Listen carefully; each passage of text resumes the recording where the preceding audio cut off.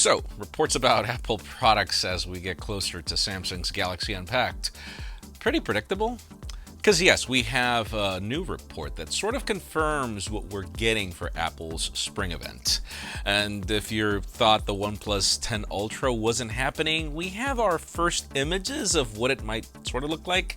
And Google is finally having a good quarter. I know, it's crazy to even call that news, but that's where things are.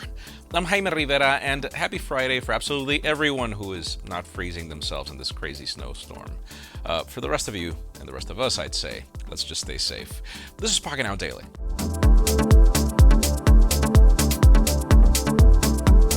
The official news today begin with Google and the Pixel 6 series for both good and bad reasons. Starting with the good news, Google recently reported their Q4 revenue and the numbers are actually looking good. Alphabet reported $75.32 billion in revenue, which is a 32% jump over the previous year, and the Pixels actually hit a new record despite them having some production issues. The exact numbers weren't shared, but I think it's the first time that we've heard something positive about Pixel sales. And hey, the new price tags probably have something to do with that. Now moving on to the negative news, the Pixel 6 recently got an update, which means it comes with new bugs. The latest one crashes Google Photos whenever you use the Magic Eraser feature, which is one of the key features advertised with this phone.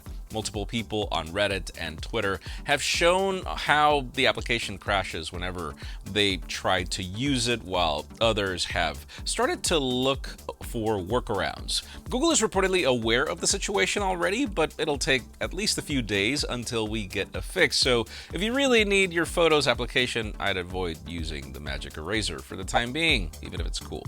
Next up, let's talk about OPPO and the new Find X5 series that reportedly is coming very soon. We've been getting leaks here and there, but now the Find X5 and Find X5 Pro just went through the TRDA certification, and these usually come once we're very close to the phone.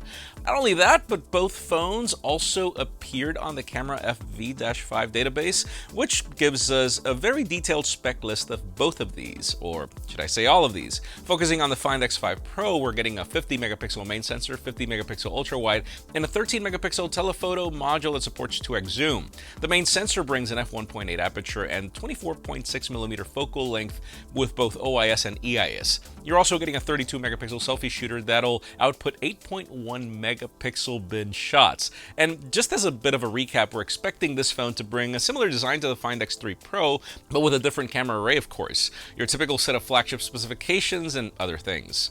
This would also mark OPPO's first time partnering with Hasselblad, technically, but I don't know if you should expect some camera changes when compared to OnePlus phones, as they'll all bring the new Silicon X NPU. Let us know if you're excited for this phone, because again, I really like the Find X3 Pro, but I'm not sure about these changes. And speaking of OnePlus, let's talk about the OnePlus 10 series, as half of the world is still waiting for the 10 Pro, and there seems to be another one on the way. Starting with the 10 Pro, we have a new report from 91 Mobiles claiming that 10 Pro will arrive with OxygenOS 12 out of the box. Yes, but there's a catch. See, we're expecting this to bring a unified OS version that would tie OPPO and OnePlus phones together, but that version has been delayed, and the global version will run on a custom OxygenOS 12 skin out of the box. And we still have no word on when we could expect that, by the way. On the other hand, we have new patent images that allegedly belong to the OnePlus 10 Ultra. They show a very similar design to the 10 Pro with a huge camera module at the back, but this is an upgraded setup with a periscopic camera.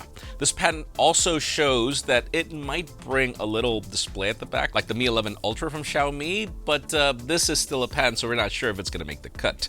We're expecting the Ultra variant to be powered by the Snapdragon 8 Gen 1 and bring a couple of extra features when compared to the Pro model and a heftier price tag. Let us know if you guys are waiting for this phone, because at this point, I don't know what to expect or what to think anymore. And finally, for the hottest news today, let's talk about Apple and things we're reportedly getting at their spring event.